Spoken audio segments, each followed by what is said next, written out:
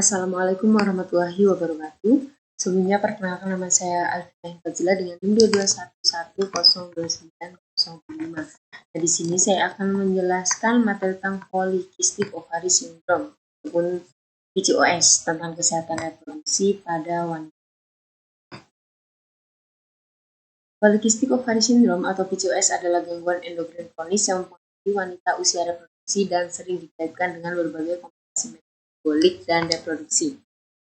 Sindrom polikistik ovarium atau polycystic ovarium syndrome ini adalah kondisi kompleks pada wanita yang ditandai dengan ketidakseimbangan hormon, menstruasi atau haid yang tidak teratur, dan atau kista pada salah satu ataupun kedua ovarium ataupun indung telur. Untuk angka prevalensi, insidensi, dan angka PCOS di dunia, berdasarkan data global, prevalensi PCOS berkisar antara 5-20% tergantung pada kriteria diagnostik yang digunakan. Variasi prevalensi ini disebabkan oleh perbedaan pendekatan diagnostik, populasi studi, serta faktor genetik dan lingkungan di berbagai negara. Secara global, diperkirakan sekitar 116 juta wanita hidup dengan PCOS, menjadikannya salah satu gangguan kesehatan reproduksi pada wanita yang signifikan.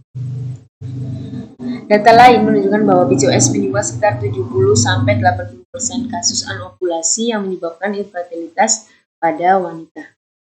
Insidensi PCOS ini terus meningkat secara global seiring dengan meningkatnya faktor risiko seperti obesitas, pola makan tinggi kalori, dan gaya hidup yang tidak aktif.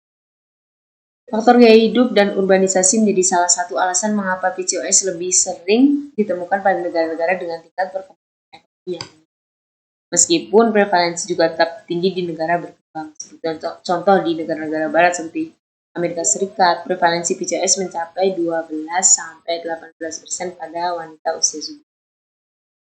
Di kawasan Asia, prevalensi juga cukup signifikan seperti di Tiongkok 5,6% dan di India 11,2%, menunjukkan bahwa PCOS ini merupakan masalah global yang membutuhkan perhatian lintas negara dan disiplin ilmu. Untuk prevalensi, insidensi, dan angka PCOS di Indonesia ini sendiri, di Indonesia data epidemiologis tentang polycystic ovary syndrome ini belum sepenuhnya terdokumentasi secara nasional. Namun, beberapa penelitian lokal memberikan gambaran tentang tingginya prevalensi gangguan ini. Studi di Surabaya menunjukkan bahwa prevalensi PCOS mencapai 10,6% pada wanita usia reproduksi berdasarkan Rotterdam kriteria.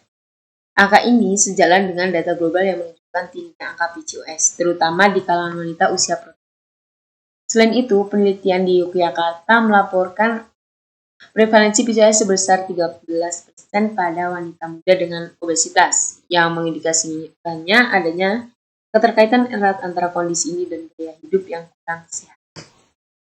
Insidensi PCOS di Indonesia ini diperkirakan terus meningkat seiring dengan perubahan gaya hidup masyarakat, terutama di wilayah perkotaan. Urbanisasi telah mempengaruhi pola makan masyarakat menjadi tinggi kalori, tinggi gula, namun rendah serat, yang merupakan faktor risiko utama perkembangan resistensi insulin, salah satu mekanisme kunci pada PCOS. Di sini ada beberapa faktor penyebab, yaitu pola makan, gaya hidup, genetika, resistensi insulin, obesitas, dan juga rendahnya tingkat diagnosis dini. Pada penurunan aktivitas fisik akibat gaya hidup sedentari juga berkontribusi terhadap peningkatan prevalensi PCOS. Faktor lain yang turut memperburuk situasi ini adalah minimnya kesadaran masyarakat dan tenaga medis tentang gejala PCOS, seperti gangguan menstruasi, hirsutisme, atau obesitas sentral. Rendahnya tingkat diagnosis ini menyebabkan banyak wanita dengan PCOS tidak terdeteksi hingga mereka mengalami komplikasi lebih lanjut seperti infertilitas atau gangguan metabolik. Dengan tingginya angka prevalensi dan insidensi ini, PCOS menjadi tantangan signifikan dan dalam bidang kesehatan reproduksi di Indonesia dan memerlukan perhatian lebih serius dari pihak kesehatan masyarakat. Penyebab tingginya prevalensi PCOS ini, beberapa faktor utama yang menyebabkan adalah genetika, resistensi insulin, obesitas, dan lingkungan. Resistensi insulin ini ditemukan pada sekitar 70% wanita dengan PCOS yang dapat memicu hiperinsulinemia dan gangguan ovulasi. Obesitas juga menjadi faktor risiko utama karena meningkatkan kadar androgen yang memicu gejala PCOS. Dan gaya hidup urban juga dengan aktivitas fisik yang rendah dan pola makan yang buruk berkontribusi pada peningkatan kasus PCOS, terutama di negara berkembang seperti Indonesia. Mungkin itu saja yang dapat saya sampaikan untuk referensi-referensinya. Sekian, terima kasih. Wassalamualaikum warahmatullahi wabarakatuh.